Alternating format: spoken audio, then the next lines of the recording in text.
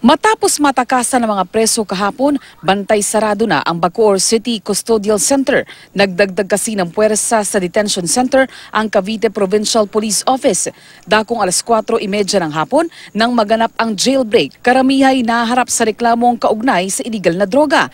Ibabalik daw sana ng selda ang isang inmate na kinuha na ng mugshot. Pero pagbukas ng kulungan, sabay-sabay at puwersahang itinulak ng mga preso ang gate ng selda para makalabas. Hindi kinaya ng mga pulis ang puwersa ng mga inmate na nagkagulo at nagkanya-kanya na ng takas.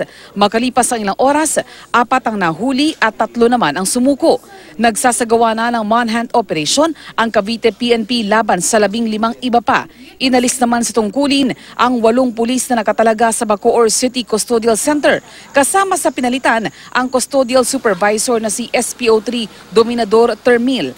Ayon kay Superintendent Vicente Cabatingan, ang Chief of Police ng Bacoor City, maharap ang 8 pulis sa investigasyon.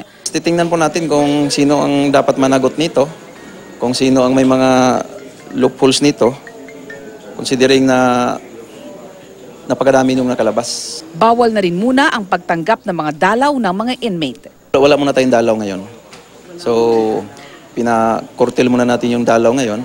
Kung ma-account naman natin to lahat ito, ibabalik naman natin yung privilege sa kanila. Cecil Villarosa, GMA News.